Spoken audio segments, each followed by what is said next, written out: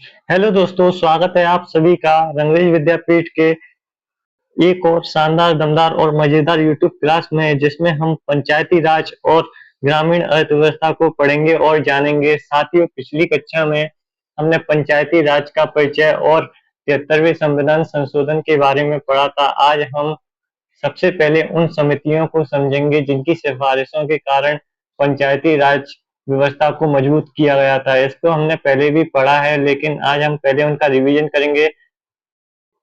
चलिए अपनी क्लास शुरू करते हैं।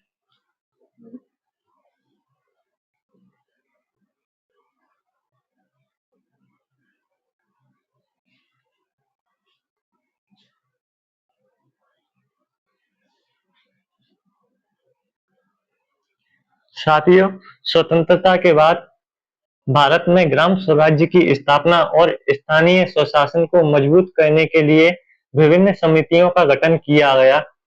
इन समितियों को समय समय पर पंचायती राज के ढांचे एवं कार्य प्रणाली को सुदृढ़ करने के लिए महत्वपूर्ण सिफारिशें दी। जो भी इन्होंने सिफारिशें दी सरकार को, सरकार ने भी उन्हें लागू करने का प्रयास किया। ध्यान रखने योग्य बात क्या है, एल.एन. सिंघवी समिति ने पहली बार पंचायतों को संवैधानिक दर्जा दिया। क्लियर है? जो पंचायती राज पंचायतों को संवैधानिक दर्जा दिया गया, उसकी सिफारिश एल.एन. सिंघवी समिति ने की, जो कि 1986 में बनी। और दूसरा जो ध्यान रखने योग्य बात है वह है 73वां संविधान संशोधन 24 अप्रैल 1993 को लागू हुआ। क्लियर? 1992 को पारित हुआ था तथा 24 अप्रैल 1993 को 73वां संविधान संशोधन लागू किया। अब समितियों को कालक्रम के अनुसार और इनके उद्देश्य को जान लेते हैं। साथियों, सभी को दिखाई दे रहा है ना? बलवंत राय मेहता समिति। बलवंत राय मेहता समिति 1957 को इसका गठन हुआ तथा त्रिस्तरीय पंचायती राज व्यवस्था की सिफारिश की। फर्स्ट ऑफ ऑल, सबसे महत्वपूर्ण क्वेश्चन यही पूछा जाता है कि त्रिस्तरीय पंचायती राज व्यवस्था मतलब व्यवस्था की सिफारिश किस समिति द्वारा की गई? तो ये बलवंत राय मेहता समिति, 3 स्तरीय। दोस्तों, ये ज्यादा डार्क हो रहा है, इसको अपन थोड़ा लाइट करेंगे।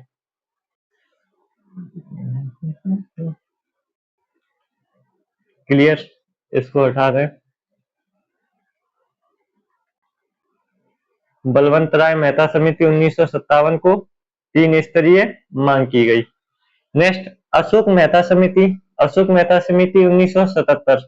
आप साथ ही सन भी याद रखना है, जैसे बलवंत राय 1957, अशोक मेहता 1977। 1977 में जो अशोक मेहता समिति की सिफारिश थी वो क्या थी? द्विस्तरीय व्यवस्था और राजनीतिक पार्टियों की भागीदारी पर बल देना।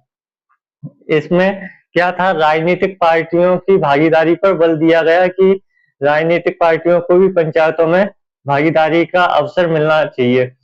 नेक्स्ट, जीवी के राव समिति। जीवी के राव समिति 1985 में, इसका क्या उद्देश्य रहा है और सिफारिशें दी?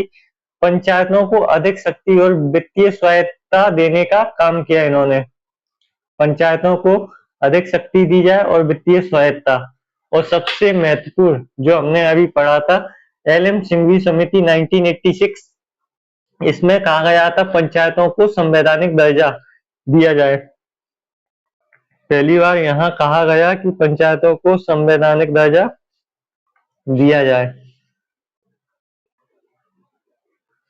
इम्पोर्टेंट ये भी है, ये 3 स्तरीय है, ये 2 स्तरीय है। इसमें कोई इतना इम्पोर्टेंट नहीं है, केवल ये है कि पंचायतों में जो अधिक से अधिक शक्तियां पंचायतों को दी जाए और वित्तीय स्वायत्तता देने की सिफारिश की। लेकिन ये सबसे महत्वपूर्ण है कि इसको कॉन्स्टिट्यूशन में राइट्स दिया जाए। नेक्स्ट, थुम्मन समिति, पी.के. थुम्मन द्वारा 1986 में। इसका क्या था? ये भी बहुत महत्वपूर्ण है क्योंकि इसने 5 वर्ष का कार्यकाल एससी, एसटी और महिलाओं के लिए आरक्षण की सिफारिश की। और साथ ही नियमित चुनाव। जब नियमित चुनाव हो रहा है तो अपने पता है 5 साल के लिए होगा, तो नियमित चुनाव, 5 वर्ष का कार्यकाल, एससी, एसटी एवं महिलाओं के लिए आरक्षण।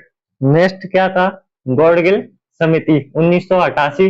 इसका क्या है, राज्य वित्त आयोग और राज्य निर्वाचन आयोग, जो हम राज्यों में निर्वाचन आयोग देखते हैं, राज्य इलेक्शन कमीशन, तो ये एसी का परिणाम था। गौड़गल समिति, इन्होंने ही सिफारिश की थी 1988 में।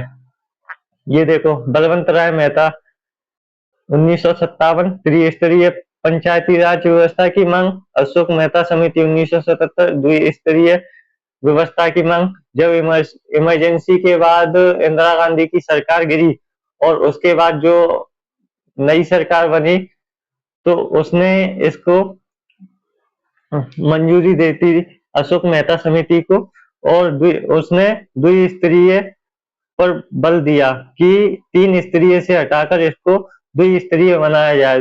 3 स्तरीय में क्या होता था, ग्राम पंचायत, जनपद पंचायत, जिला पंचायत, जबकि 2 स्तरीय में क्या रहा, इसमें से ग्राम पंचायत को हटा के जनपद पंचायत और जिला पंचायत रहे।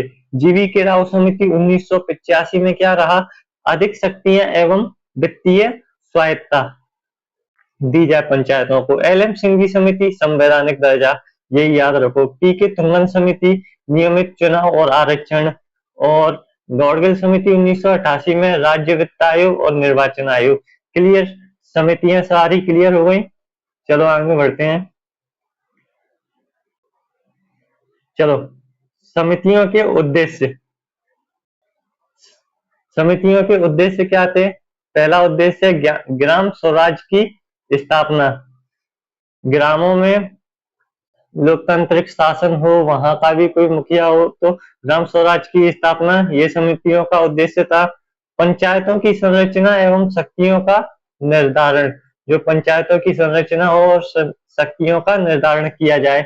वित्तीय विकेंद्रीकरण को बढ़ावा मिले, जो वित्तीय विकेंद्रीकरण होता है, डायरेक्ट केंद्र दे रहा है, वो सीधे पंचायतों तक पहुंच रहा है, नहीं पहुंचा है, तो उसके लिए वित्तीय विकेंद्रीकरण को बढ़ावा दिया गया। नियमित एवं निष्पक्ष चुनाव सुनिश्चित करना, 5 साल में चुनाव हो, निष्पक्ष चुनाव हो, तो इसके लिए भी इन्होंने सिफारिशें की। महिलाओं एवं कमजोर वर्गों का सशक्तिकरण, जो महिलाएं और कमजोर वर्ग है उनका सशक्तिकरण, उनको आरक्षण देना। जब भी चुनाव होंगे तो जो महिला हो गई, SC ST हो गए, तो उनको आरक्षण प्रदान करना, तो जिनसे उसका सशक्तिकरण हो सके। ग्रामीण विकास योजनाओं का प्रभावी क्रियान्वयन, जो ग्रामीण में विकास योजनाएं चलती है, सड़क की, सिंचाई की, या सड़क पुल वगैरह जो भी है, तो इसके लिए इन पर प्रभावी क्रियान्वयन हो सके, इसलिए इनका निर्माण किया गया। ये क्या याद रखने की ट्रिक? बलवंत 57, अशोक 67, 77, राव 85, सिंघवी 86, तुंगन 88, गौड़गिल 88। क्लियर। चलिए आगे सेकंड स्लाइड पे चलते हैं अपने। पंचायती राज व्यवस्था। अब पंचायती राज व्यवस्था को हम माइंड मैप के द्वारा समझेंगे। क्लियर।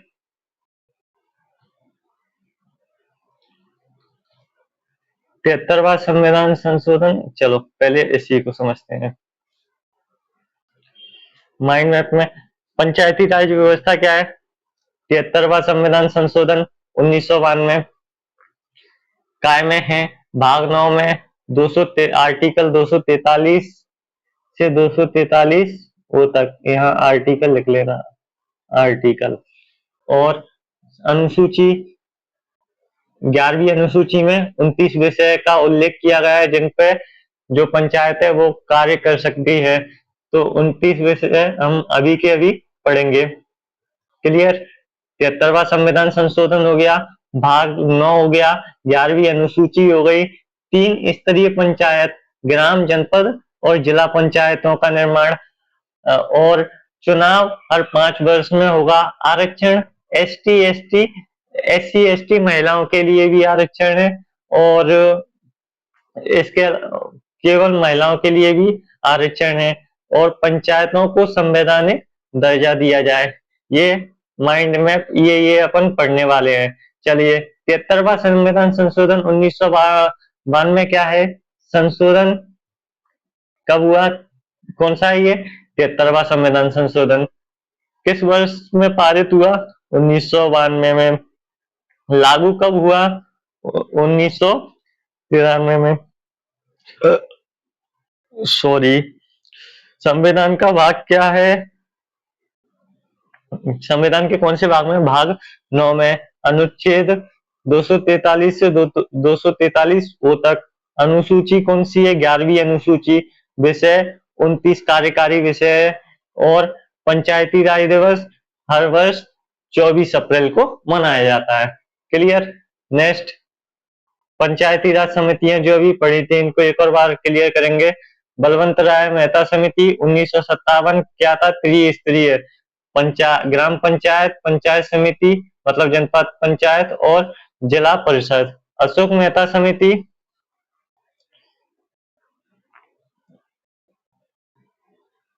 एक मिनट। क्लियर? अशोक मेहता समिति 1977 में। ये द्विस्तरीय व्यवस्था थी। इसमें जिला स्तर को महत्व दिया गया, इसमें ग्राम पंचायत को महत्व बिल्कुल नहीं दिया गया। जीवी के राव समिति 1985 में। इसमें क्या किया गया? पंचायतों के ग्रामीण विकास कार्यक्रम को केंद्र बनाने की सिफारिश। एल एम सिंघवी समिति संवैधानिक दर्जा 1986 में। पी के तुंगन समिति 1989 में। और ये पंचायतों को अधिक अधिकार देने की सिफारिश की। चलिए आगे, ये क्या है? 29 विषय हैं जो 11वीं अनुसूची में दिए गए हैं। सबसे पहले अपन कृषि और ग्रामीण विकास से संबंध में कृषि से संबंधित 5 विषय याद कर लो। 29 विषय हैं, जल्दी याद करने हैं, तरीका सुन लो। कृषि से संबंधित 5 विषय याद कर लो। पशुपालन, मत्स्य पालन, सिंचाई, जल संरक्षण, कृषि विस्तार। रिपीट, पशुपालन, मत्स्य पालन, सिंचाई, जल संरक्षण, कृषि विस्तार। चलिए आगे बढ़िए। सामाजिक विकास, सामाजिक विकास में क्या क्या आता है? 3 तो अपन जानती है, शिक्षा, स्वास्थ्य, संस्कृति। शिक्षा, स्वास्थ्य, संस्कृति। इसके अलावा महिला बाल विकास और सामाजिक कल्याण। 5 5 10 हो गए। नेक्स्ट, आर्थिक विकास। आर्थिक विकास में क्या आ जाएगा? कुटीर उद्योग, लघु उद्योग, बाजार और मेले। जो गांव में मेले लगते हैं छोटे छोटे, तो बाजार एवं मेले। ग्रामीण रोजगार और पर्यटन। क्लियर? पेयजल में क्या आ जाएगा? मूलभूत सुविधाएं। नहीं, मूलभूत सुविधाओं में क्या आ जाएगा? बिजली, पानी, सड़क। बिजली, पानी, सड़क।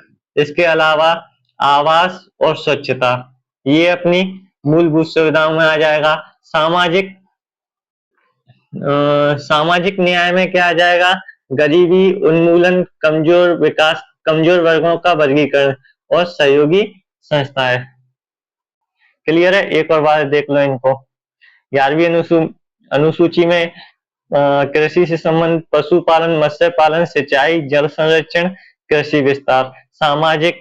सामाजिक विकास में शिक्षा, स्वास्थ्य, संस्कृति, महिला बाल विकास और सामाजिक कल्याण। आर्थिक विकास में कुटीर उद्योग, लघु उद्योग, बाजार मेले, ग्रामीण रोजगार और पर्यटन। मूलभूत सुविधाओं में क्या होता है?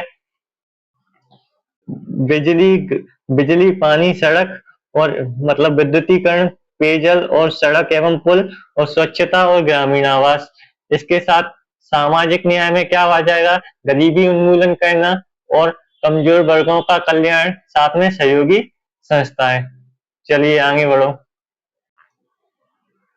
पंचायतों की संरचना कैसी होती है? नीचे से शुरू करते हैं। ग्राम सभा। ग्राम सभा में क्या आ जाएंगे? ग्राम के सभी व्यक्ति ग्राम सभा में आ जाएंगे। तो ये मिलके क्या बनाते हैं? ग्राम पंचायत, ग्राम स्तर पर। और इसके बाद क्या आ जाएगा? जनपद पंचायत, इसको ब्लॉक स्तर पर बनाते हैं। और इसके बाद क्या आ जाएगा? जिला पंचायत, जिला स्तर पर।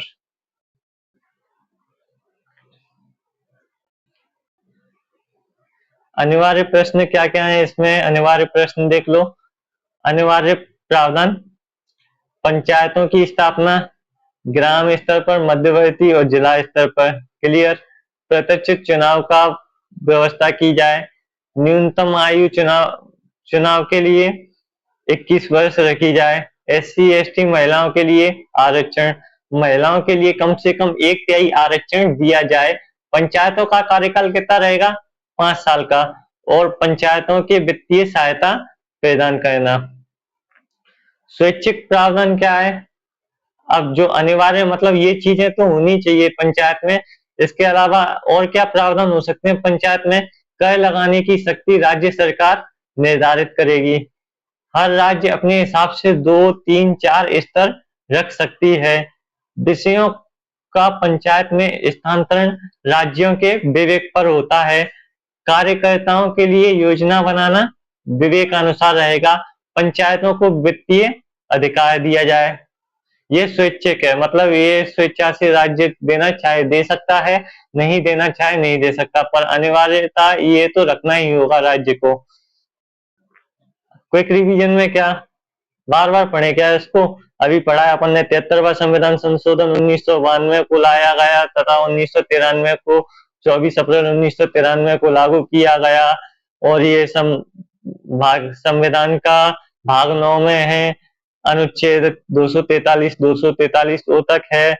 और 29 विषय अपन ने कृषि के से संबंधित याद कर लिए। सामाजिक न्याय, मूलभूत सुविधाएं और ये आर्थिक विकास, सामाजिक विकास इनसे संबंधित है, इनको भी देख लिया। महिलाओं का आरक्षण, महिलाओं के लिए आरक्षण देख लिया। SC ST के लिए आरक्षण देख लिया। पंचायतों का कार्यकाल 5 वर्ष का होता है, ये भी देख लिया। न्यूनतम आयु 21 वर्ष। पंचायती राज दिवस 24 अप्रैल। चलो ये क्वेश्चन तुम बना दोगे, वैसे आंसर दिए हुए हैं। पंचायतों को संवैधानिक दर्जा किस संशोधन में दिया गया? 73वें संविधान संशोधन में। अपन एक प्रश्न आगे चलते हैं। और ये प्रश्न संविधान संशोधन 73वां संविधान संशोधन किस वर्ष लाया गया? 1992 को। 73वां संविधान संशोधन कब लागू हुआ? 1993 को, 24 अप्रैल 1993 को। संविधान संशोधन के किस भाग में पंचायतों से संबंधित है? भाग 9 से संबंधित है। और 11वीं अनुसूची में कितने विषय हैं? 29 विषय हैं।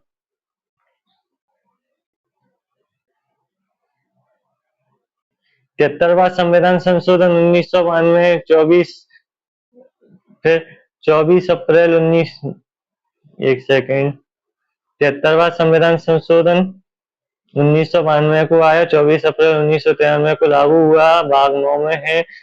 आर्टिकल 243 243 तक हैं। और 11वीं अनुसूची में 29 विषय दिए हुए हैं। 3 स्तरीय पंचायत, 1/3 महिलाओं के लिए आरक्षण है। कार्यकाल 5 वर्ष का होता है।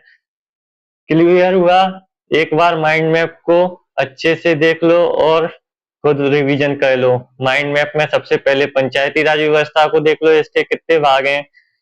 इसके बाद 73वां संविधान संशोधन अपने देखा। पंचायती राज से संबंधित समितियां, ये तो अपन को रट गई हैं। 11वीं अनुसूची में 29 विषय। पंचायत राज की संरचना क्विक रिवीजन में ये पॉइंट दिया गया है। 73वें संविधान संशोधन से संबंधित राज्यों के लिए जो पंचायतों से संबंधित अनिवार्य प्रावधान है वो दिए गए हैं। स्वैच्छिक प्रावधान है वो दिए गए हैं। इंपॉर्टेंट MCQ है वो अपन ने देखे और ट्रिक भी देख ली याद रखने की। चलिए आगे बढ़ते हैं इसी के साथ।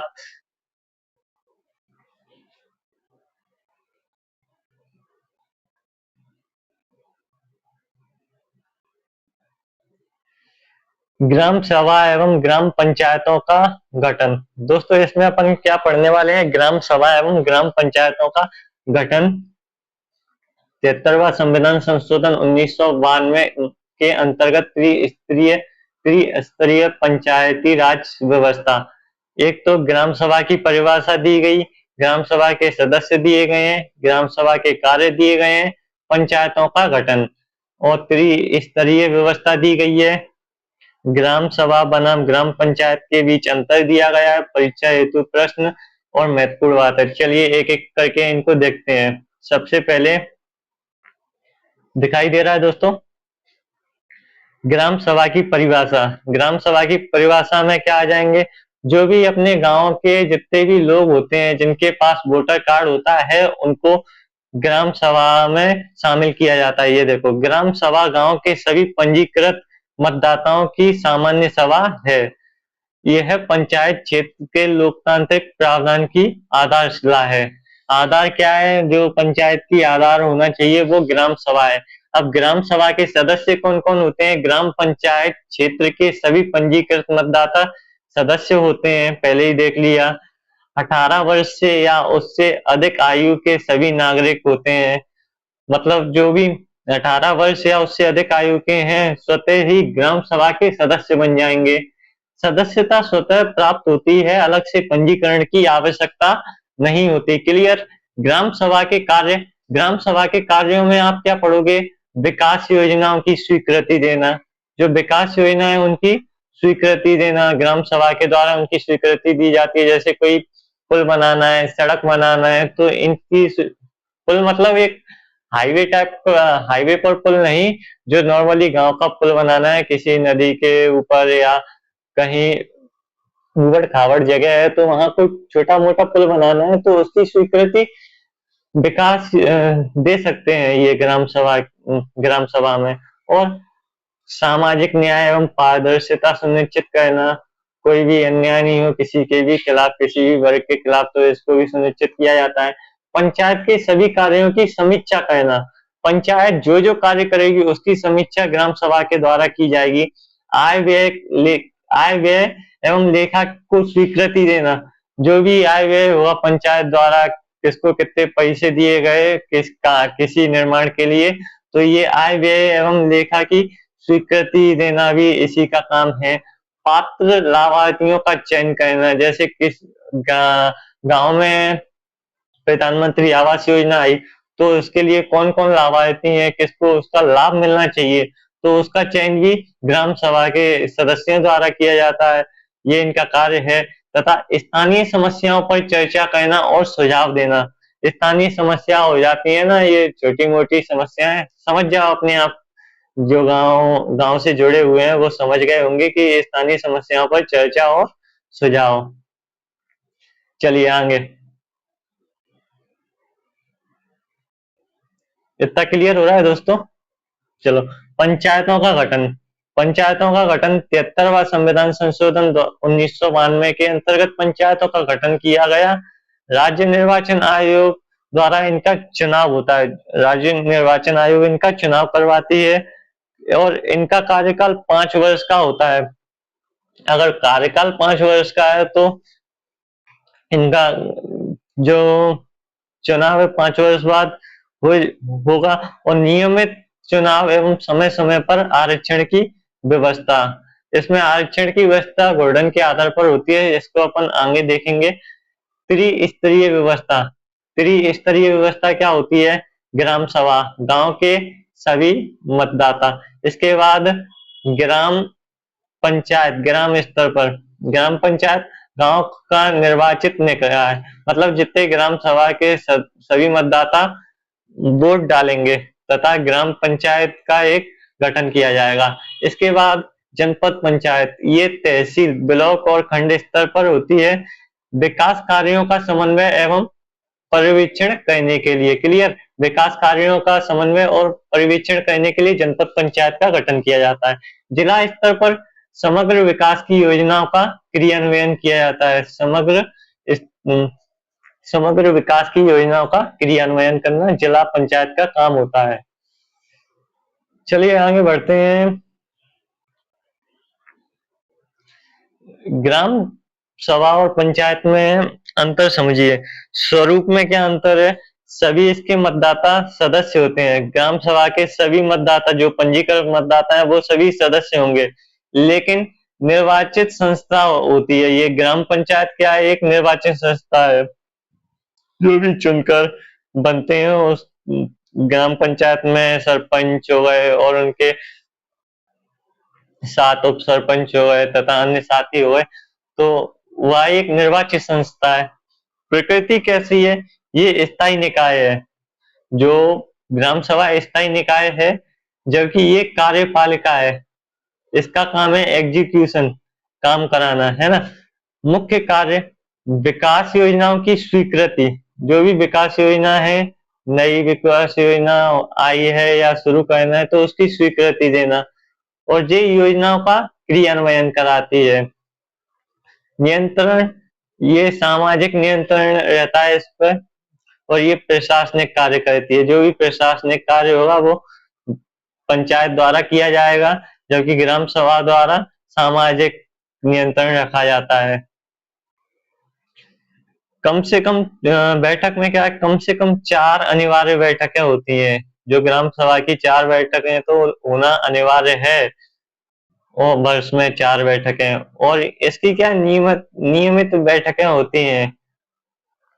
जो ग्राम पंचायत है, इसकी नियमित बैठकें होती हैं ग्राम पंचायत की।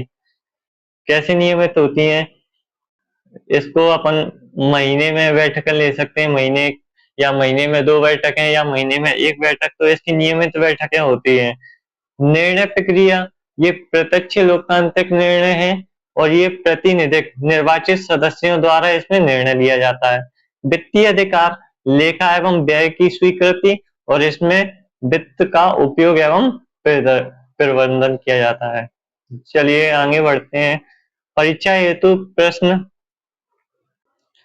ग्राम सभा क्या है? लोकतंत्र की आधारशिला। लोकतंत्र की आधारशिला ग्राम सभा है। ग्राम सभा के सदस्य गांव के सभी पंजीकृत मतदाता होते हैं। पंचायत का कार्यकाल 5 वर्ष का होता है। पंचायतों का गठन 73वां संविधान संशोधन 1992 द्वारा किया गया। पंचायतों की व्यवस्था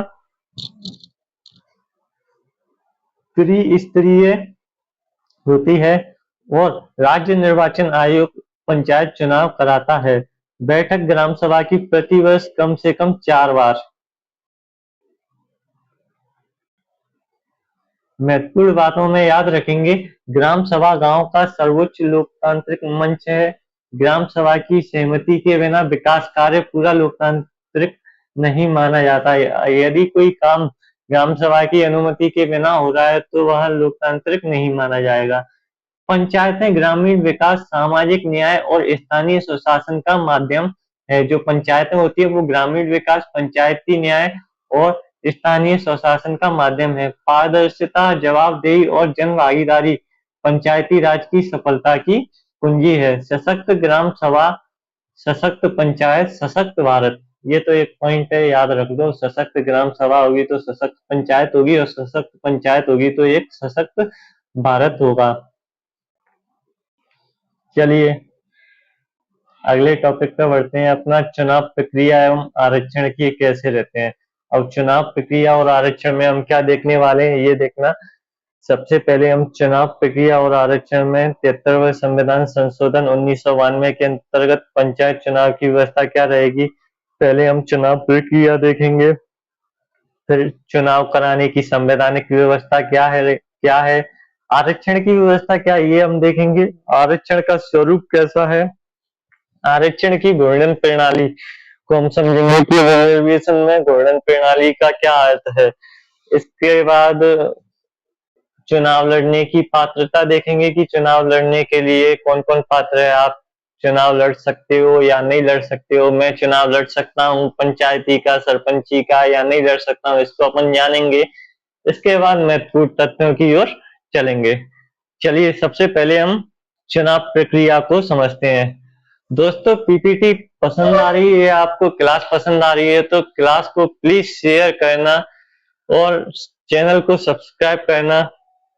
आगे आपको ऐसी क्लासें और इस विषय से संबंधित अपडेट मिलते रहेगा। अगर आप जो अपने YouTube चैनल है रंगरेज विद्यापीठ को उसको सब्सक्राइब करते हो तो, है ना।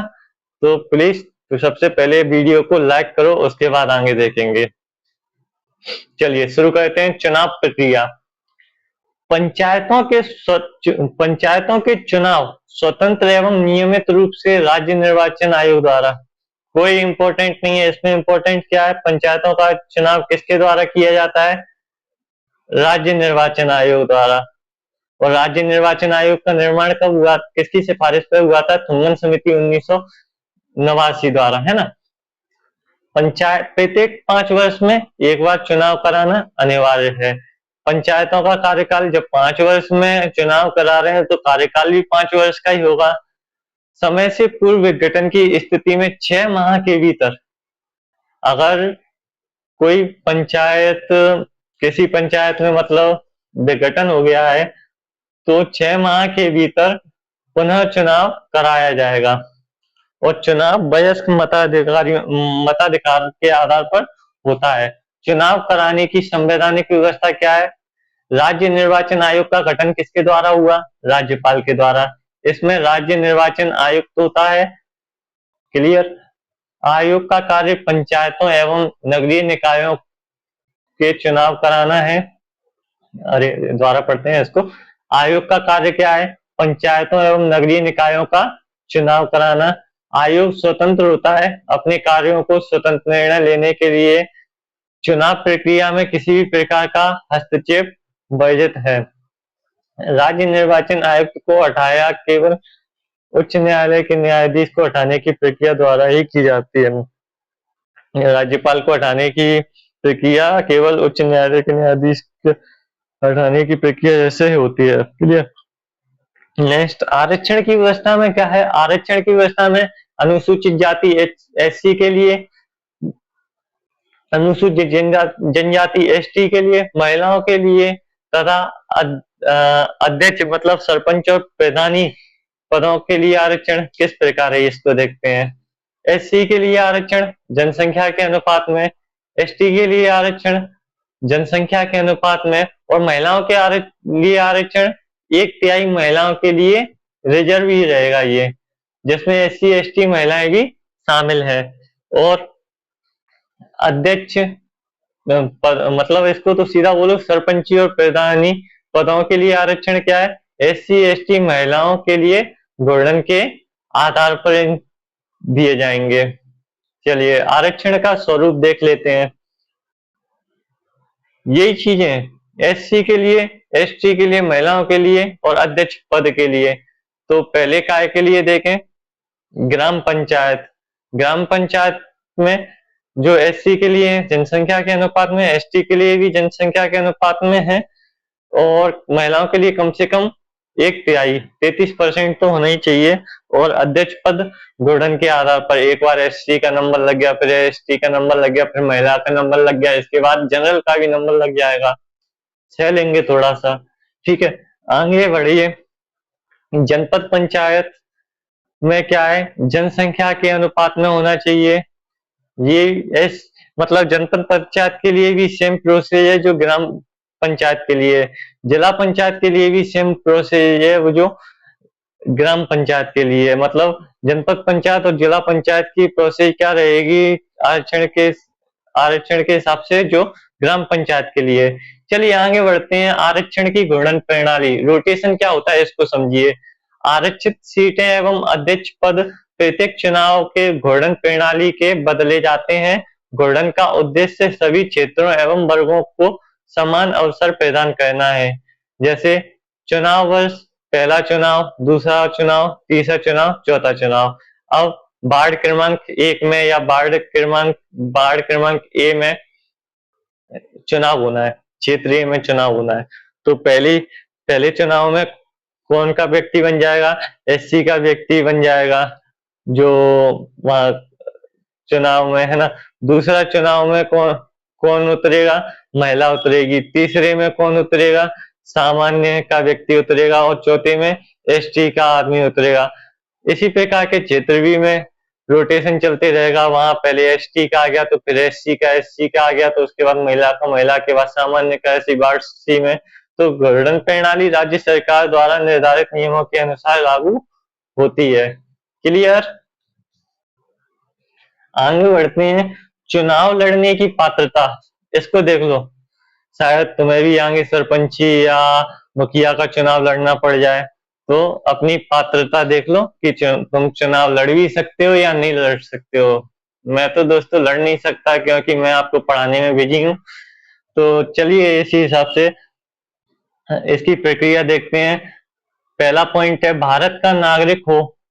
भारत के नागरिक है ना, तभी तो ये पंचायत की सीरीज बन रही है और पंचायत के अपन क्वेश्चंस और पंचायत की क्लास ले रहे हैं। और संबंधित पंचायत क्षेत्र का निवासी हो। एक तो भारत का निवासी हो, वो तो ठीक है, भारत का नागरिक हैगा। साथ में संबंधित पंचायत क्षेत्र का निवासी हो। जैसे आपको लड़ना है अपने गांव में ही चुनाव लड़ना है, अगर तुम अपने गांव के रहने वाले हो, सपोज तुम कहीं जौरा के रहने वाले हो, इमलिया के रहने वाले हो, या फिर तुम सुमावली के रहने वाले हो, कोई भी पंचायत ले लो, तो उसमें से तुमको क्या करना है, अपने क्षेत्र में ही चुनाव लड़ना है। आप फुलेरा में चुनाव लड़ने नहीं जा सकते। तो इसके लिए भारत का नागरिक हो, अपने पंचायत क्षेत्र का निवासी हो, साथ ही 21 वर्ष की आयु हो। ये बच्चे ना कूद पड़े 10-10 वाले कि हम 10वीं में अभी पंचायती का चुनाव नहीं लड़ेंगे। बच्चों, पहले आप पढ़ाई करो, उसके बाद चुनाव लड़ेंगे। इसके बाद अवैध घोषित ना किया गया हो, कोई भी अवैध घोषित नहीं किया गया हो, मतलब न्यायालय द्वारा उसको ये नहीं कहा गया हो कि तुम चुनाव नहीं लड़ सकते। मानसिक रूप से अस्वस्थ घोषित ना किया गया हो। अगर पागल भी चुनाव लड़ने लगे, मुखिया बनने लगे, तो गांव का विकास थोड़ा ज्यादा हो जाएगा, इसलिए उनको नहीं बनाया जाता।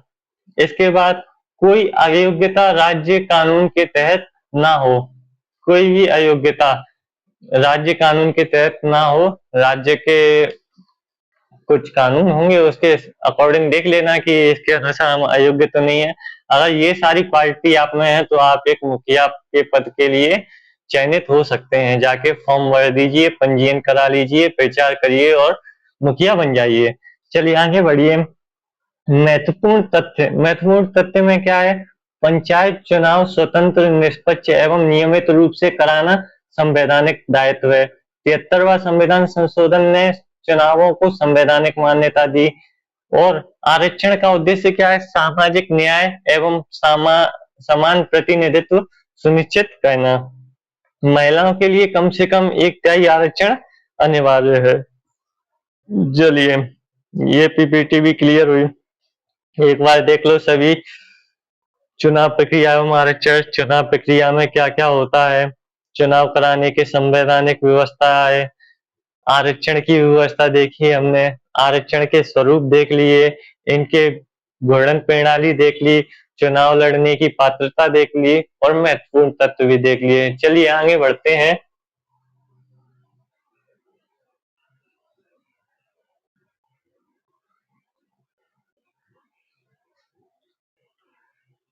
पंचायती राज के अधिकार एवं कार्य।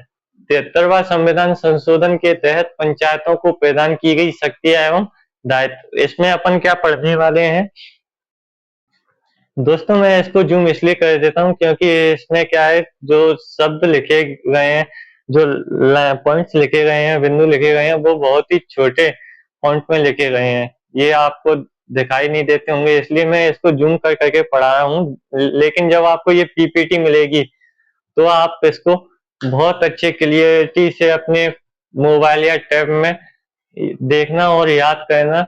आपको कोई भी नोट्स बनाने की जरूरत नहीं है, इसमें बहुत ही क्लियरिटी से आपको समझ में आ जाएगा और याद हो जाएगा, है ना। चलिए पहले देख लेते हैं। संवैधानिक आधार, पंचायतों के प्रमुख अधिकार, पंचायतों के प्रमुख कार्य, 29 विषय अभियान देखे थे। ग्राम सभा के अधिकार, वित्तीय अधिकार, योजनाओं के क्रियान्वयन की प्रक्रिया, उत्तरदायित्व एवं पारदर्शिता, महत्वपूर्ण तथ्य और परीक्षा हेतु महत्वपूर्ण प्रश्न, ये अपन देखने वाले हैं। चलिए सबसे पहले अपन संवैधानिक अधिकार और पंचायतों के प्रमुख अधिकार से शुरू करते हैं। संवैधानिक अधिकार में क्या आता है, 73वां संविधान संशोधन 1992 द्वारा पंचायती राज संस्थाओं को संवैधानिक दर्जा दिया गया। क्लियर। और भाग 9 अनुच्छेद 243 से 243 को जोड़ा गया। क्लियर। 11वीं अनुसूची में 29 विषय पंचायतों को सौंपे गए जिन पे वो कार्य कर सकती है। नेक्स्ट, राज्य चुनाव आयोग, राज्य वित्त आयोग और पंचायती राज मंत्रालय की व्यवस्था की गई। क्लियर है। संवैधानिक अधिकार 73वें संविधान संशोधन द्वारा 1992 में जोड़े गए। भाग 9 में 243 से 243 तक इनका वर्णन है। 11वीं अनुसूची में 29 विषय दिए गए हैं जिन पर पंचायत कार्य कर सकती है। राज्य चुनाव आयोग, राज्य वित्त आयोग और पंचायती राज मंत्रालय की व्यवस्था की गई। क्लियर? आ जाओ, पंचायतों के अधिकार देख लो। पंचायतों के अधिकार में क्या आ जाएगा? पहला, योजनाकरण का, स्थानीय विकास योजनाओं का निर्माण कर सकते हैं। जो भी गांव से संबंधित योजना है उनका वो निर्माण कर सकते हैं अब पंचायत वहां की। और कराधान, राज्य कानून के अनुसार कर, शुल्क, फीस लगाना। राज्य कानून के अनुसार ये पंचायत क्या कर सकती है? कर लगा सकते हैं, शुल्क लगा सकते हैं, फीस लगा सकते हैं। क्लियर? नेक्स्ट, संपत्ति प्रबंधन। संपत्ति प्रबंधन में क्या है? सामुदायिक संपत्ति का स्वामित्व एवं प्रबंधन। विकास कार्यों का क्रियान्वयन, सरकारी योजनाओं का स्थानीय स्तर पर क्रियान्वयन किया जा सकता है। जन भागीदारी सुनिश्चित करना, ग्राम सभा के माध्यम से जन सहभागिता बढ़ाना। जो ग्राम सभा होती है उसके माध्यम से जन सहभागिता, मतलब पंचायत बुला के इसमें ग्राम सभा के सभी सदस्य आएंगे तो इससे क्या होता है? जन सहभागिता बढ़ती है। आगे 29 विषय और ग्राम सभा के अधिकार। 29 विषय अभियान समझाए थे मैंने। उसमें अपने सबसे पहले पशुपालन, मत्स्य पालन, सिंचाई, जल प्रबंधन, फिर सामाजिक न्याय से संबंधित, और इसके अलावा गरीबी उन्मूलन, कमजोर वर्गों का, और शिक्षा, स्वास्थ्य, संस्कृति से संबंधित मुद्दे। और इसके अलावा अपन ने पेयजल, सड़क, मतलब सड़क, पानी, आवास, इनकी व्यवस्था, इनको ये अपन डिटेल में एक और बार समझ लेते हैं कि 11वीं अनुसूची के 29 विषय कौन कौन से हैं। एक तो कृषि और कृषि विस्तार। क्लियर? कृषि और कृषि विस्तार। दूसरा, भूमि सुधार और भूमि संरक्षण। तीसरा, लघु सिंचाई जल प्रबंधन।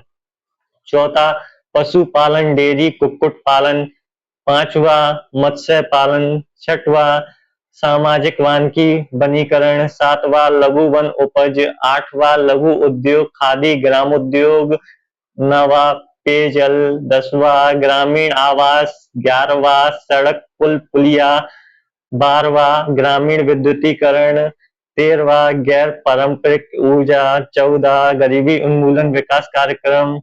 15वां, प्राथमिक शिक्षा और वयस्क शिक्षा। 16वां, तकनीकी प्रशिक्षण। 17वां, स्वास्थ्य एवं परिवार कल्याण। 18वां, महिला एवं बाल विकास। 19वां, सामाजिक कल्याण। 20वां, सार्वजनिक वितरण प्रणाली। 21वां, सांस्कृतिक गतिविधियां। 22वां, बाजार एवं मेले। 23वां, पुस्तकालय। 24वां, युवा कल्याण, खेल कूद। 25वां, संचार एवं सूचना प्रौद्योगिकी। 26वां, पर्यावरण संरक्षण। 27वां, आपदा प्रबंधन। 28वां, सार्वजनिक संपत्तियों का रख रखाव। और 29 में अन्य विषय शामिल हैं। क्लियर? इन 29 विषयों को इस तरीके से याद करने की जगह अभी अपन ने जो कैटेगरी वाइज याद किया था उससे याद करना, तो उससे आपको ज्यादा याद रहेंगे और कभी भी एग्जाम में क्वेश्चन बनता है तो वहां से आप क्लियर कर लोगे। ग्राम सभा के अधिकार कौन से हो जाएंगे? ग्राम पंचायत की योजना को स्वीकृति देना, ग्राम पंचायत के कार्यों की समीक्षा और सामाजिक लेखा जोखा, लाभार्थियों का चयन, जन समस्याओं पर चर्चा और समाधान, पंचायत कार्यों में पारदर्शिता सुनिश्चित करना, ये ग्राम सभा के कार्य होते हैं। चलिए इसके आगे क्या है? वित्तीय अधिकार कौन कौन से होते हैं पंचायतों के पास, ये देखते हैं ना। वित्तीय अधिकार दिख रहा है सभी को यहाँ से? वित्तीय अधिकार में राज्य वित्त आयोग द्वारा अनुशंसित करों, शुल्कों और अनुदानों का अधिकार होता है इसके पास। केंद्र और राज्य की योजनाओं से प्राप्त राशि होती है और साथ ही स्थानीय राजस्व के स्रोत, कर, शुल्क, बाजार शुल्क, जल भवन कर आदि ये होते हैं। योजनाओं के क्रियान्वयन की प्रक्रिया क्या होती है? ग्राम सभा होती है सबसे पहले। ये क्या करती है? आवश्यकताओं की पहचान करेगी, तो और आवश्यकताओं की पहचान करके किसको बताएगी? ग्राम पंचायत को। ग्राम पंचायत क्या करेगी? योजना बनाएगी। और योजना बनाकर क्या करेगी, जनपद पंचायत को समेकन एवं स्वीकृति करने का कार्य जनपद पंचायत करेगी। जब ग्राम पंचायत अपनी योजना बनाकर किसको दे देगी, जनपद पंचायत को, ये क्या करेगी, समेकन और स्वीकृति। और इसके बाद जिला पंचायत का काम आएगा, तो जिला पंचायत क्या करेगी, अनुमोदन और समन्वय। और इसके बाद क्या होगा, कार्यान्वयन, मॉनिटरिंग एवं मूल्यांकन।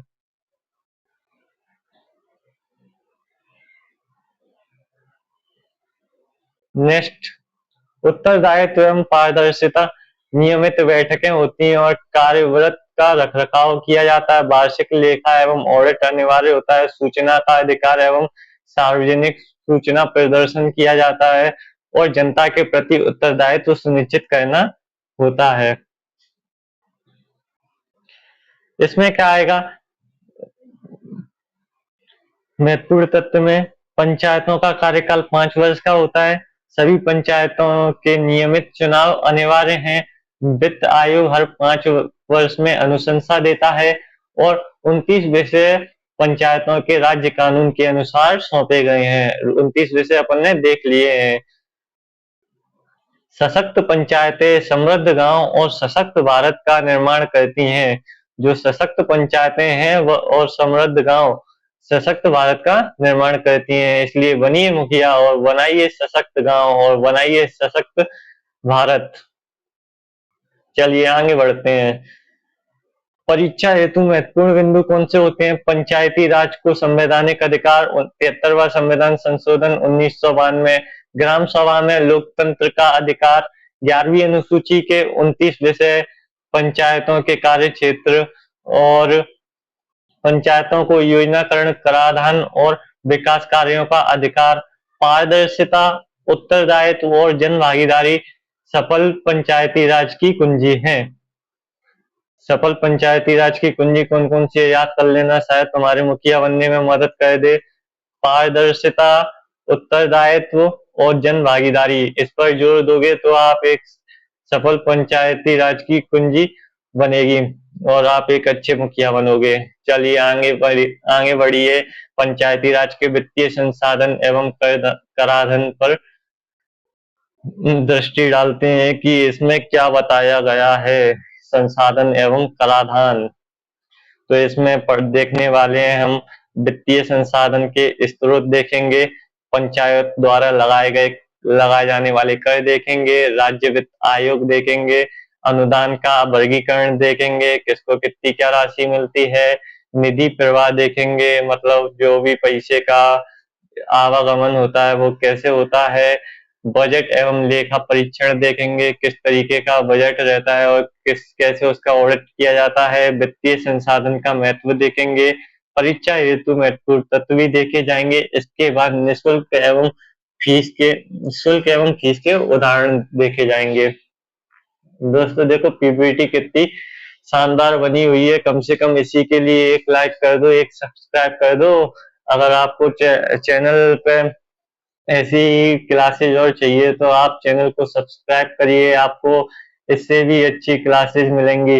दोस्तों आज की क्लास थोड़ी सी लंबी हो रही है, इसका कारण है कि हम पंचायत के संपूर्ण टॉपिक, मतलब हमने समिति से लेकर 73वां संविधान संशोधन देखा तथा उसकी प्रणाली देखी, निर्वाचन पद्धति देखी, घूर्णन पद्धति देखी, इसके बाद जो भी ग्राम सभा, ग्राम पंचायत, जनपद पंचायत को अच्छे से डिटेल में समझा है। इसलिए आज की क्लास थोड़ी सी लंबी हो रही है, पर कोई नहीं, थोड़ा वक्त तो लेते हैं, क्योंकि किसी टॉपिक को क्लियर करने के लिए एक क्लास पर्याप्त होनी चाहिए। तो पंचायती राज के हिसाब से पंचायतों का जो महत्वपूर्ण पोर्शन है, जो एक पंचायत का और 73वां संविधान संशोधन का और समितियों का, तो ये उसके लिए पर्याप्त क्लास है।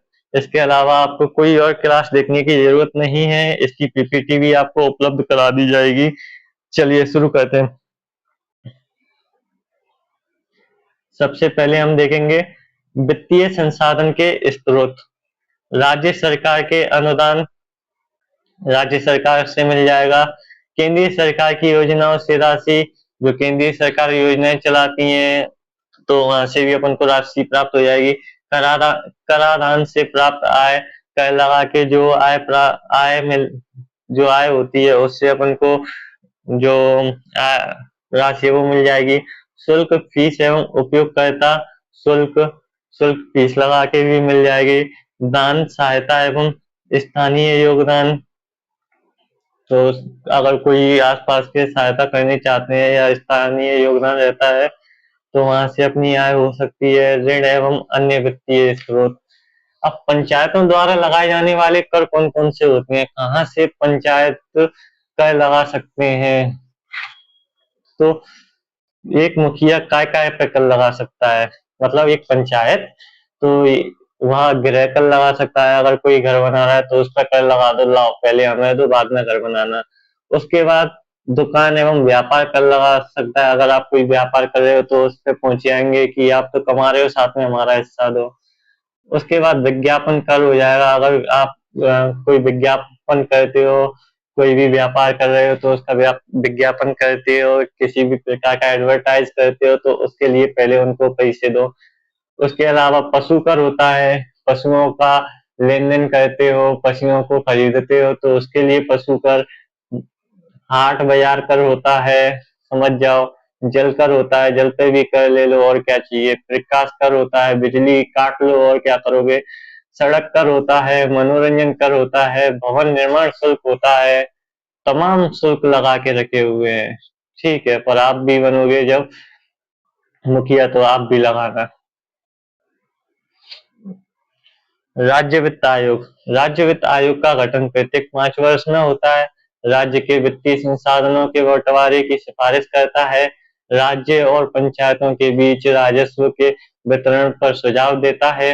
पंचायतों को वित्तीय रूप से सशक्त बनाने के उपाय सुझाता है।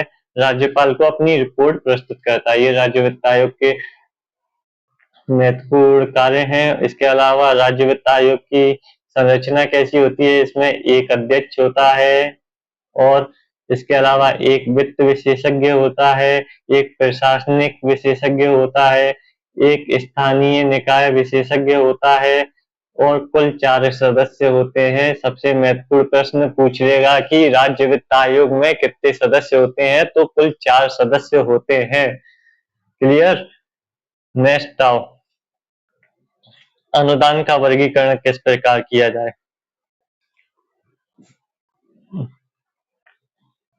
अनुदान का वर्गीकरण, बंधित अनुदान में क्या आ जाएगा, विशिष्ट उद्देश्य के लिए राज्य केंद्र की योजनाओं हेतु निर्माण के अनुसार उपयोग। बंधित आवंटित अनुदान में किसी भी उद्देश्य हेतु उपयोग योग्य। पंचायतों की आवश्यकता के अनुसार खर्च ज्यादा लचीला होता है। निधि प्रवाह कैसा रहता है, केंद्र सरकार राज्य सरकार को देगी योजनाओं हेतु राशि, फिर वित्तीय हस्तांतरण जिला या जनपद पंचायत को दिया जाएगा, फिर ग्राम पंचायत को दिया जाएगा, तब वह क्रियान्वयन करेगी। निधि का समय पर हस्तांतरण एवं पारदर्शी उपयोग पंचायतों का विकास क्षमता बढ़ा पंचायतों की विकास क्षमता बढ़ाता है। अब बजट का लेखा परीक्षण में क्या आ जाएगा, बजट में क्या आ जाएगा, पंचायतों का वार्षिक बजट बनाना आवश्यक होता है। आय एवं व्यय का लेखा रखना अनिवार्य है। सभी वित्तीय लेन देन का रिकॉर्ड रखना चाहिए। लेखा परीक्षण राज्य के निर्धारित प्राधिकारी द्वारा और पारदर्शिता और जवाबदेही सुनिश्चित की जानी चाहिए। इसके अलावा वित्तीय संसाधनों का महत्व, पंचायतों को स्वावलंबी एवं आत्मनिर्भर बनाना, ग्रामीण विकास कार्यों के लिए संसाधन उपलब्ध कराना, स्थानीय आवश्यकताओं के अनुसार योजना का क्रियान्वयन, लोकतांत्रिक विकेंद्रीकरण एवं प्रभावी बनाना। परीक्षा हेतु महत्वपूर्ण प्रश्न क्या हो जाएगा, राज्य वित्त आयोग का गठन प्रत्येक 5 वर्ष में। राज्य वित्त आयोग का गठन प्रत्येक 5 वर्ष में। कराधान का अधिकार राज्य कानून के द्वारा प्रदान किया गया है, ठीक है। और केंद्र एवं राज्य सरकार के अनुदान प्रमुख स्रोत हैं। सभी लेन देन का लेखा जोखा ऑडिट अनिवार्य है। पारदर्शी इक्वल्स टू प्रभावी शासन का आधार। अब शुल्क एवं फीस के आधार क्या है, पानी उपयोग शुल्क, कचरा संग्रहण शुल्क, भवन निर्माण अनुमति शुल्क, जन्म मृत्यु पंजीकरण शुल्क, वाहन पशु मेले का शुल्क। एक प्रदान जो कर वसूल कर सकता है वो ये होते हैं: पानी, कचरा, भवन, जन्म मृत्यु कर और वाहन पशु मेला शुल्क। ये क्या है? महत्वपूर्ण एमसीक्यू। चलिए दोस्तों, आपने पूरा पंचायत का टॉपिक समझ लिया है, जो कि पंचायत सीरीज से भी अच्छा है। पंचायत सीरीज में खैर आपको पंचायत सीरीज ज्यादा अच्छी लगती है, उसमें अपन क्या कर सकते हैं, लेकिन इसको भी आप अच्छे से समझो तो ये पंचायत सीरीज से भी अच्छा है। देखो अभी आपके आंसर्स आएंगे, वो जितनी जल्दी आएंगे वो इससे पता पड़ेगा कि आपने टॉपिक को कितने अच्छे से समझा है। और आपके जितने मतलब इसमें 15 क्वेश्चन है, तो इन 15 क्वेश्चंस में से आपके जितने राइट हो ईमानदारी से नोट करना और कमेंट कर देना ईमानदारी से, ठीक है? नहीं तो अगली वीडियो आपके लिए नहीं आएगी। तो पहला क्वेश्चन है, बलवंत राय मेहता समिति का गठन किस वर्ष हुआ? उत्तर दीजिए, बलवंत राय मेहता समिति का गठन किस वर्ष हुआ? मैं नहीं बताऊंगा। आगे बढ़ता हूँ। अशोक मेहता समिति ने किस प्रकार की पंचायती व्यवस्था का सुझाव दिया? द्विस्तरीय, त्रिस्तरीय, चतुस्तरीय और एक स्तरीय? मैं नहीं बताऊंगा। नेक्स्ट, जीवी के राव समिति का गठन किस वर्ष किया गया? जीवी के राव समिति का गठन 1900। मैं नहीं बताऊंगा। 1983, 84, 85, 86। इसके बाद 73वां संविधान संशोधन अधिनियम कब पारित हुआ? 1990, 91, 92, 93? नहीं बताऊंगा। कमेंट बॉक्स में लिखिए। ग्राम सभा के सदस्य कौन कौन होते हैं? ग्राम पंचायत के सदस्य ग्राम के सभी पंजीकृत मतदाता, केवल महिलाएं, केवल करदाता? आप ही बताइए, कमेंट बॉक्स में उत्तर दीजिए दोस्तों। पंचायत का कार्यकाल कितना होता है? 3 वर्ष, 4 वर्ष, 5 वर्ष, 7 वर्ष? बताइए कमेंट बॉक्स में। पंचायती राज की त्रिस्तरीय व्यवस्था में मध्य स्तर पर मध्य स्तर कौन सा है? ग्राम पंचायत, जनपद पंचायत, जिला पंचायत, ग्राम सभा? पंचायतों में महिलाओं के लिए आरक्षण कम से कम कितना होता है? 20%, 25%, 33% या 50%? बताइए दोस्तों, कमेंट बॉक्स में उत्तर दीजिए। आपको इतने अच्छे से पढ़ाया, इतनी अच्छी स्लाइड से समझाया, तो आपको ही इनका उत्तर करना है। पंचायत की अनुसूचित जाति के लिए आरक्षण कम से कम कितना है? बताइए दोस्तों। 10%, 15%, 20% या जनसंख्या के अनुपात में? आगे बढ़िए। राज्य वित्त आयोग का गठन कितने वर्षों में किया जाता है? 2 वर्ष, 3 वर्ष, 4 वर्ष, 5 वर्ष? ग्राम पंचायत की बैठक कम से कम कितनी बार आयोजित की जाती है? 2 बार, 4 बार, 6 बार या 12 बार? पंचायतों के लिए त्रिस्तरीय स्रोत नहीं है, कर नहीं है, अनुदान, ऋण या मृत शुल्क? बताओ इनमें से पंचायतों के लिए वित्तीय स्रोत नहीं है, कौन सा नहीं है? राज्य वित्त आयोग की ये क्या लिखा हुआ है? अच्छा, यहाँ रिपोर्ट आएगा। रिपोर्ट किसके समक्ष प्रस्तुत की जाती है? ग्राम पंचायत, जनपद पंचायत, राज्य सरकार या राज्यपाल? दोस्तों कमेंट बॉक्स में उत्तर दीजिए और बताइए कौन रिपोर्ट किसके समक्ष प्रस्तुत की जाती है। इसके बाद ग्राम सभा की मुख्य भूमिका क्या होती है? योजना का क्रियान्वयन, योजना की स्वीकृति, कर वसूली, कर्मचारियों की नियुक्ति? बताइए। पंचायती राज व्यवस्था किस संविधान संशोधन द्वारा लागू की गई? 69वां, 72वां, 73वां, 74वां? ये आपके 15 क्वेश्चंस कंप्लीट हुए। 15 क्वेश्चंस में से अपने आप को रेट दो कि आपके कितने क्वेश्चंस सही हैं। कमेंट बॉक्स में उत्तर दो। तब तक मैं आगे बढ़ता हूँ, इसके बाद मैं इनके आंसर्स आपको क्लियर कर दूंगा। पहले आप अपने कमेंट बॉक्स में उत्तर लिख दो कि आपके कितने सही हैं। पहला है, ये परीक्षा हेतु याद रखने वाली बातें हैं। त्रिस्तरीय प्रश्न मतलब त्रिस्तरीय व्यवस्था, ग्राम पंचायत, जनपद पंचायत, जिला पंचायत होती है। ग्राम सभा लोकतंत्र की आधारशिला है। पंचायतों का कार्यकाल 5 वर्ष है। आरक्षण में एससी एसटी आरक्षण जनसंख्या के अनुसार होता है। महिला कम से कम 1/3। राज्य वित्त आयोग हर 5 वर्ष में 73वां संविधान संशोधन 1992 में सफलता का मंत्र, पंचायती राज सशक्त ग्राम से सशक्त भारत की पहचान। तो बलवंत राय मेहता समिति बताइए कब आया? 1957 में। अशोक मेहता समिति द्विस्तरीय। जीवी के राव समिति 1985 में। और 73वां संविधान संशोधन 1992 में पारित हुआ। ग्राम सभा के सभी सदस्य गांव के सभी पंजीकृत मतदाता होते हैं। पंचायत का कार्यकाल कितना होता है? 5 वर्ष का होता है। पंचायत राज का त्रिस्तरीय व्यवस्था में मध्य स्तर कौन सा है? बताइए मध्य स्तर। जनपद पंचायत। पंचायतों में महिलाओं के लिए आरक्षण 1/3 मतलब 33%। और पंचायतों में अनुसूचित जाति के लिए आरक्षण कितना है? आरक्षण किस प्रकार है? जनसंख्या के अनुपात में है। राज्य वित्त आयोग का गठन कितने वर्षों में किया गया जाता है? 5 वर्ष में। ग्राम पंचायत की बैठक कम से कम कितनी बार आयोजित की जानी चाहिए? 4 बार। वैसे ये ग्राम सभा की है। ग्राम सभा की बैठक है 4 वर्ष में कम से कम 4 बार आयोजित की जाती है। लेकिन ग्राम पंचायत की तो हर महीने या महीने में 4 बार ये होनी ही चाहिए निर्धारित। और पंचायतों का वित्तीय स्रोत क्या है? क्या नहीं है? मृत्यु शुल्क नहीं है। राज्य वित्त आयोग की रिपोर्ट किसके समक्ष प्रस्तुत की जाती है? राज्यपाल के समक्ष। ग्राम सभा ग्राम सभा की मुख्य भूमिका क्या होती है?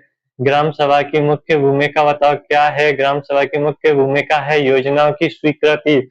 और पंचायती राज व्यवस्था किस संविधान संशोधन द्वारा लागू की गई? यह 73वें संविधान संशोधन द्वारा लागू की गई। इसके बाद आप कमेंट बॉक्स में उत्तर दीजिए कि आपके कितने प्रश्न सही निकले। ये क्या है? Mega mind map. पूरे पंचायती राज व्यवस्था को जो जो हमने पढ़ा है उसको इसके जरिए समझेंगे। पहले आप ध्यान से इसको देख लीजिए। इसके बाद अपन एक एक बॉक्स का अध्ययन करेंगे। ठीक है। पंचायती राज लोकतंत्र की जड़ ग्राम से राष्ट्र तक। चलिए पहला देखते हैं। ऐतिहासिक पृष्ठभूमि क्या है? प्राचीन काल में ग्राम सभा, ग्रामीण स्वशासन। ब्रिटिश काल में, जो प्राचीन काल में इन्हें ग्राम सभा बोली जाती और ग्रामीण स्वशासन बोला जाता था, है ना। और इसके बाद ब्रिटिश काल में लॉर्ड रिपन ने 1882 का प्रस्ताव में इसका जिक्र किया। इसके बाद स्वतंत्रता के बाद सामुदायिक विकास कार्यक्रम 1952 के द्वारा इसका स्वरूप सामने रखा गया। लोकतांत्रिक विकेंद्रीकरण की आवश्यकता है ये। और इसके अलावा विभिन्न समितियों एवं उनके सुझाव देख लो। 1957 में बलवंत राय मेहता समिति 3 स्तरीय। 1977 में अशोक मेहता 2 स्तरीय। 1985 में जीवी के राव समिति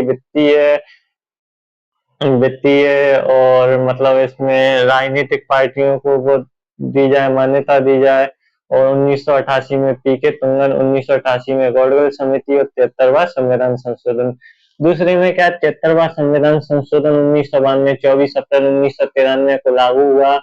भाग 9 में इसका उल्लेख है। 11वीं अनुसूची में 29 विषय हैं। लोकतंत्र को ग्राम स्तर पर सशक्त बनाना है।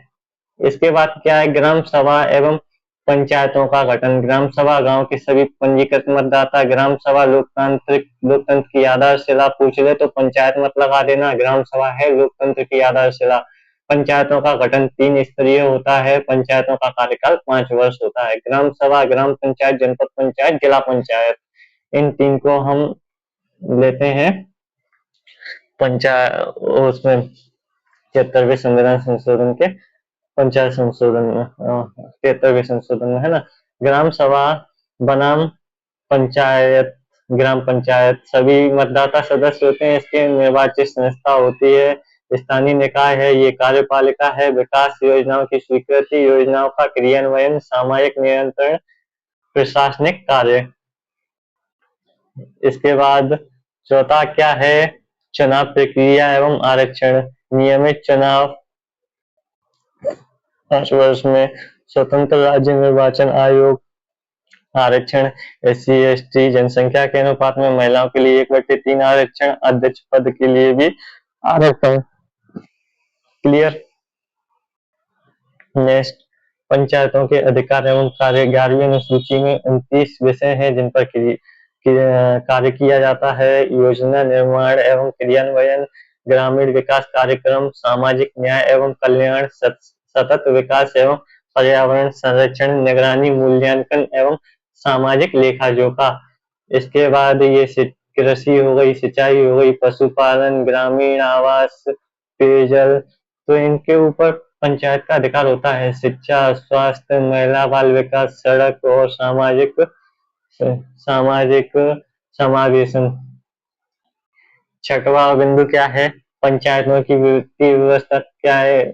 स्वयं के कर लगाने की शक्ति, राज्य वित्त आयोग, अनुदान केंद्र और राज्य सरकार से, और योजना निधि, वित्त आयोग, CSR, अन्य स्रोत, लेखा परीक्षा एवं पारदर्शिता। राजस्व के प्रमुख स्रोत कौन से, कर, शुल्क, अनुदान, योजनाएं, अन्य स्रोत। इसके अलावा पंचायतों की विशेषता क्या है, लोकतंत्र के विकेंद्रीकरण की इकाई है, जनता की सहभागिता है, और स्थानीय समस्याओं पर स्थानीय समाधान है, पारदर्शिता, उत्तरदायित्व और जवाबदेही है, सतत समावेशी ग्रामीण विकास है। इसके बाद महत्वपूर्ण तथ्य में अपन याद रख सकते हैं, ग्राम सभा लोकतंत्र की आधारशिला है। क्लियर। पंचायतों का कार्यकाल 5 वर्ष। 73वां संविधान संशोधन 24 अप्रैल 1993 से लागू। 29 विषय 11वीं अनुसूची में है। ये महिला संरक्षण कम से कम 1/3 है, और राज्य वित्त आयोग प्रत्येक 5 वर्ष में। उद्देश्य क्या है इनका, सशक्त ग्राम सभा, सक्षम पंचायत, स्वशासित गांव, सशक्त भारत, समावेशी, सतत एवं आत्मनिर्भर ग्रामीण विकास। ग्राम का विकास, देश का विकास, लोकतंत्र की मजबूती, पंचायती राज से सशक्त पंचायत, सशक्त भारत, योजना, सहभागिता, पारदर्शिता। रंगरेज विद्यापीठ, आपकी सफलता हमारा लक्ष्य। और हमारी रंगरेज विद्यापीठ को प्लीज सब्सक्राइब करो, जिससे हम और अच्छी क्लासेस ऐसी PPT के जरिए आप तक पहुंचा सकें। दोस्तों, आज की क्लास यहीं समाप्त होती है। अपन ने सभी चीज जो कि पंचायती राज से संबंधित है उन सब का अध्ययन किया। और यदि आपको यह कक्षा उपयोगी लगी हो तो वीडियो को प्लीज लाइक करें, चैनल को सब्सक्राइब करें और अपने मित्रों के साथ अवश्य शेयर करें। मैं रंगरेज विद्यापीठ की ओर से आपका हार्दिक धन्यवाद करता हूं। Thank you.